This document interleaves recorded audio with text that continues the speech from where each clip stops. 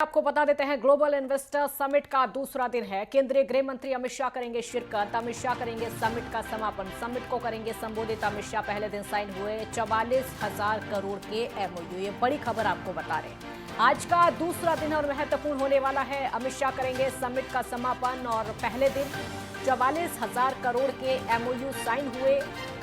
आज का दूसरा दिन है। आज का दूसरा दिन भी महत्वपूर्ण होने वाला है। कल प्रधानमंत्री नरेंद्र मोदी ने समिट की शुरुआत की थी। अडानी अंबानी से लेकर कई उद्योगपति इसमें पहुंचे थे। देश विदेश के उद्योगपति ग्लोबल इन्वेस्टर समिट में पहुंचे थे।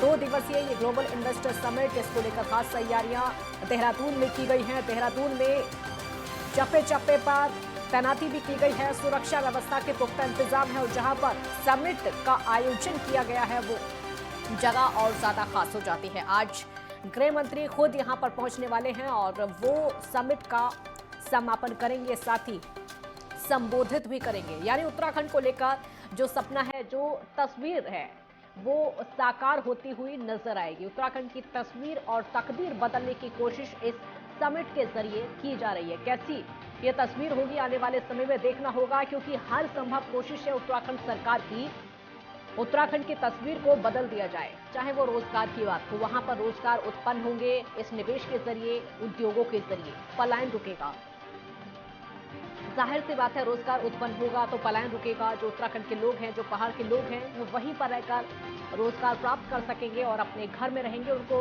दूर दिल्ली मुंबई जैसे शहरों में नहीं जाना पड़ेगा, उत्तराखंड को छोड़कर, पहाड़ों को छोड़कर। और यही कोशिश सरकार की है। इसीलिए ग्लोबल इन्वेस्टर समिट का आयोजन किया गया है। महत्वपूर्ण ये समिट होने वाला है। अमित शाह आज पहुंचेंगे और समिट का समापन करने वाले हैं।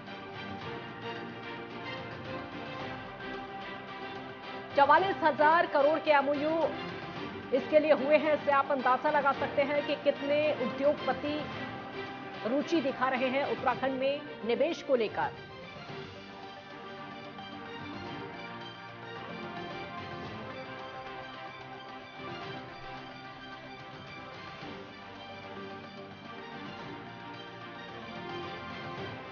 ज्ञानेंद्र तिवारी संवाददाता हमारे साथ जुड़े हैं और ज्यादा जानकारी के लिए। ज्ञानेंद्र, आज दूसरा दिन है ग्लोबल इन्वेस्टर समिट का, शुरुआत हो चुकी है क्या? आज क्या कुछ कार्यक्रम रहने वाले हैं?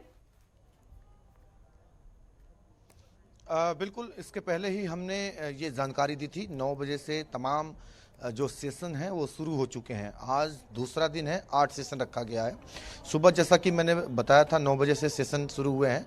विभिन्न सेक्टरों के सेशन लगातार चलेंगे। ये 12:30 बजे अगर हम देखें तो गृह मंत्री अमित शाह का आगमन होना है।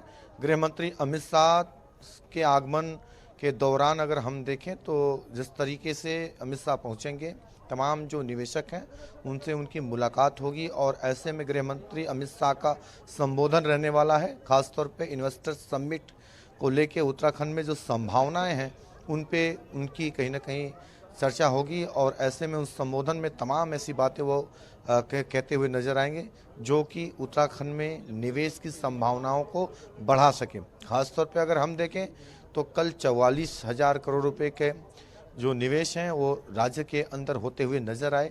इसके पहले भी 2.5 लाख करोड़ के निवेश पहले हो चुका है, जो पहले ही जो रोड शो हुए थे विभिन्न राज्यों और कहीं ना कहीं। और अगर हम तस्वीरों के जरिए दिखाएं, आज का जो दिन है, कई सारे जो मंत्री हैं उनसे बातचीत करने की कोशिश करेंगे। कैबिनेट मंत्री सुबोध उनियाल जी हमारे साथ हैं। सर, इन्वेस्टर्स समिट का दूसरा दिन है, कल 44,000 करोड़ रुपए का कहीं ना कहीं धरातल पे देखने को मिला।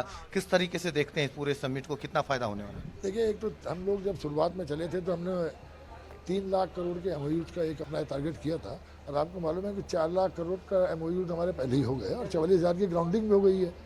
और जिस तरह से प्रधानमंत्री जी ने कल इसको उद्घाटन किया और जिस तरह प्रधानमंत्री जी ने कहा कि ये दशक उत्तराखंड का दशक होगा, तो देश के जो बड़े बड़े उद्योग घराने यहाँ पे आए थे, सब पर एक संदेश दिया कि भारत सरकार हमारे साथ बहुत ज़्यादा फ्रेंडली है दोस्तों और भारत सरकार उत्तराखंड को आगे बढ़ाना चाहती है। तो ऐसे में पूरा उनका एक विश्वास को मजबूती मिली है कि उत्तराखंड में अगर वो, उसका कारण कहीं है, हम लोग यहाँ लॉ एंड ऑर्डर प्रॉब्लम नहीं है।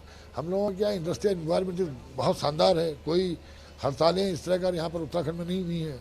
साथ ही साथ जो गवर्नमेंट है, गवर्नमेंट इंडस्ट्रीज के लिए बहुत फ्रेंडली है और हम चाहते हैं कि हमारी जो पॉलिसीज होंगी उनमें जितना लचीलापन होगा जो कि इंडस्ट्रीज को सूट करे और जहाँ उनका अपना एम्पायर भी आगे बढ़े, वहाँ राज्य के लोगों को एम्प्लॉयमेंट भी जनरेट हो और साथ साथ गवर्नमेंट की इकोनॉमी भी आगे बढ़े। लेकिन हमने बहुत स्पष्ट कहा है सरकार ने कि इकोनॉमी विद इकोलॉजी को बचाते हुए इकोनॉमी को बढ़ाना है, उस पर उस सिद्धांत पर आगे बढ़ रहे हैं।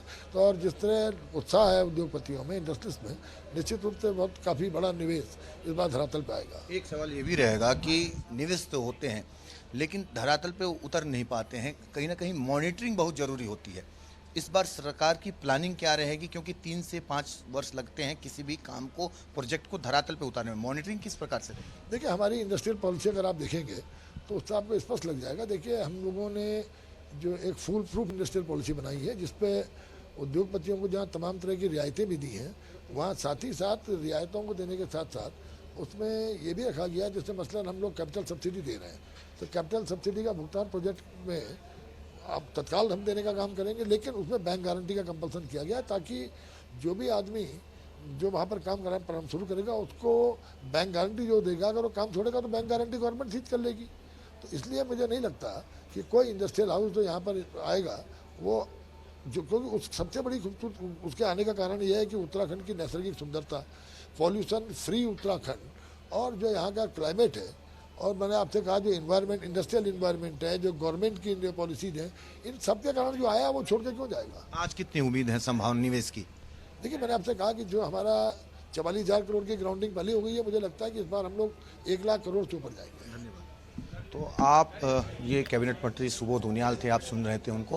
खासतौर पे देखें, सरकार की पूरी कोशिश है कि जो भी निवेश हो रहे हैं उन्हें धरातल पे उतारा जाए। हालांकि ये एक वक्त लगता है किसी भी निवेश को धरातल पे लाने में, मॉनिटरिंग बहुत ज़रूरी है। और कैबिनेट मंत्री सुबोध उनियाल कह रहे थे कि उन पूरी सरकार की प्लानिंग है, पूरी मॉनिटरिंग रहेगी कि जो भी काम, जो भी निवेश जिस कंपनी से शुरू हो रही है उस पर पूरी मॉनिटरिंग रखी जाएगी धरातल पे उसे उतारने को लेके। और ये आवश्यक भी है कि कोई अगर काम शुरू हो रहा है, क्योंकि पहले हमने देखा है कि निवेश होता है, देखिए करार हो जाता है, लेकिन वो करार आने वाले समय में धरातल पे पहुंच नहीं पाता है। और ये आवश्यक है कि जो भी निवेश जिस कंपनी से कराए जा रहे हैं उनको मॉनिटरिंग की जाए और धरातल पे उन्हें रुकाया जाए। कोई कठिनाई आती है तो उसे भी कहीं ना कहीं खत्म करने का काम किया जाए। जी ज्ञानेंद्र, कल भी हमने तस्वीरें देखी थी, आपने दिखाई थी, कुछ छात्र भी यहाँ पर पहुंचे थे, आज भी पहुंचे हैं कि अगर हो सके तो कुछ लोगों से बातचीत करिए। देखिए, गृह मंत्री का आगमन है और ऐसे में कोशिश है सरकार की कि पूरे पंडाल को कहीं ना कहीं भरा जाए और ज़्यादा से ज़्यादा लोगों को वहाँ उनकी जो बात होगी उसे सुनवाया जाए संबोधन को। क्योंकि कल जिस तरीके से प्रधानमंत्री का संबोधन रहा था, प्रधानमंत्री ने जिन बातों का जिक्र किया था उससे कहीं ना कहीं जो फायदा है वो राज्य को होगा, क्योंकि निवेशकों के ऊपर इसका प्रभाव होता हुआ नजर आएगा। पहाड़ को लेकर जिस तरीके से उनकी बातें रही थी और इस दौरान तमाम जो स्कूली छात्र छात्राएं हैं जो कि देश के भविष्य हैं और उनको लेके ही ये काम किया जा रहा है। राज्य के अंदर अगर निवेश आता है, काम आता है, तो इसका सीधा सीधा जो फायदा है वो सभी लोगों को होगा। और ऐसे में आज जो लोग पहुंचे हुए हैं वो गृह मंत्री को सुनते हुए नजर आएंगे कि सरकार की जो कोशिश है निवेश को लेके, उससे कहीं ना कहीं राज्य सरकार की जो मंशा है, राज्य सरकार की जो सोच है यहाँ ज़्यादा से ज़्यादा निवेश कराने को लेके, तो ये कहीं ना कहीं जो लोगों की मंशा है उस मंशा को सरकार पूरा करेगी और सरकार अपनी बात भी यहाँ रखते हुए नजर आएगी। बहरहाल जो अभी सेशन चल रहा है, गृह मंत्री के पहुँचने में अभी वक्त लगेगा। गृह मंत्री आएंगे, अपना संबोधन रखेंगे और अपनी बातें रखेंगे। उसके पहले अभी सेशन है, क्योंकि विभाग, अलग अलग विभागों के जो सेशन चल रहे हैं उसमें निवेशक हैं, निवेशक अपनी बात कहते हुए नजर आ रहे हैं। और लोगों को उम्मीद भी है कि जो प्रधानमंत्री का दौरा रहा हो, गृह मंत्री का दौरा रहा हो, उससे उनको कहीं ना कहीं फ़ायदा ज़रूर मिले। तो ये आने वाले समय में ये सारे प्रोजेक्ट देखने को मिलेंगे। कुछ लोगों से हम बातचीत करने की कोशिश भी करेंगे, वो कहाँ से आए हैं, कौन है। भाई साहब, आप कहाँ से आए हैं? मैं टिहरी से हूँ और नरेंद्र नगर ब्लॉक से। आप निवेशक हैं या फिर ऐसे? मैं ग्राम प्रधान हूँ, अच्छा, तो आपको क्या लगता है, उत्तराखंड से हैं आप, आपको क्या लग रहा है कि कल प्रधानमंत्री का जो संबोधन रहा है, जो बातें उन्होंने कही, आज गृह मंत्री आ रहे हैं, इस जो इन्वेस्टर समिट हो रहा है, क्या उत्तराखंड में वाकई जो निवेशक हैं वो आकर्षित होंगे, काम खोलेंगे?